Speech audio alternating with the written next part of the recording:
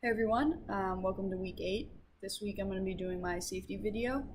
Um, Again, I work with, or I intern with, all adults between the age 25 and 59 that have severe mental illness, and most of them are homeless and either living on the streets or they get housed by our housing department. Excuse me. Today, I had to go to a house that has been boarded up for the past few weeks. Um, um, um, uh, a lady was living there and she complained that her son was barging in, breaking in, and she left. So she was living on the streets. And when we boarded this place up, her son still kept going there, and just squatters were living there. So we went there today, and nobody could go alone. So there had to be at least two people together at all times, because it's just not safe.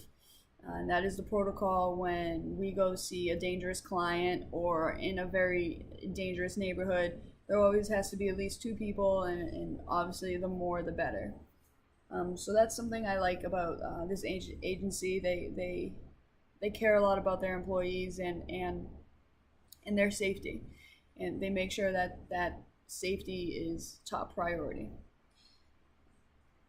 Um, Last week we had an incident where all the doors locked to get into the building. All the employees have a lanyard, have a card to buzz in, and they get in quickly. All the clients though have to buzz in, and then we can see from the front desk a camera. And this particular time, there was like a few people out. One person buzzed in, but there was like 4 or 5 people waiting to come in. And this one gentleman barged in right behind them, and we did not know him. He was homeless. It was clear he was on some type of drug, and he was acting psychotic. Um, Thankfully, our probation officer was there at the time. He came in, diffused the situation, but it got to the point where he actually took his pepper spray out, and he rarely does that unless it's a very severe situation. This guy was just yelling, swearing, putting his hands on clients, putting his hands on employees, and that's not a safe situation. Thankfully, our probation officer came in right away and brought the guy out of the building, and then he ended up calling the police on him. And so it's stuff like that where you're thankful to be in a building that cares a lot about employee safety and client safety as well. And so after that, we had a few days later we had a meeting, and in that meeting, we talked a lot about safety, uh,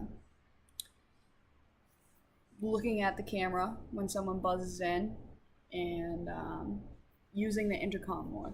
So if there's more than one person out there, we have to be able to see everybody's face. Glasses should be off, like any sunglasses, hoods, hats should be off. We also went over our exits in the building, and what to do if there is an active shooter in the building. Um, so that was good to go over that. First and foremost, you run if you can and get out of there. If you cannot run, you hide.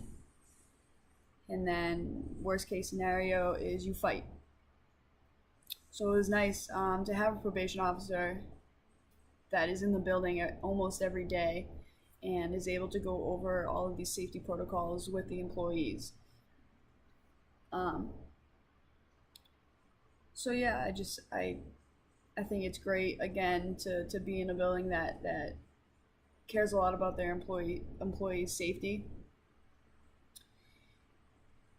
Um, I have not gone to see a client by myself. I've gone to pick up a client, and again, I just pick up very, very safe clients Usually just like older women who live down the street from the building, and I just bring them in for a doctor's appointment that they may have. But I've shadowed employees, and we've gone to some pretty sketchy areas and seen some dangerous clients, and it's a scary thing, especially, you go in to see these clients, make visits, and you're not a police officer. You don't have a camera with you, like attached to your shirt. You don't have a bulletproof vest on, and so it's you're not armed like a police officer would be, and we are actually not even allowed to touch clients. So if they come at us, we kind of need to just call 911 or run, get out of there. So that's something that I would actually like to bring up in a meeting with my on-site supervisor, because we are putting ourselves in danger when we go to see these more dangerous clients. But besides that, I think that the safety protocol is good, and they go over it well. I'm glad that I was there when the probation officer had a meeting about it. And actually, we have our lanyards. One moment.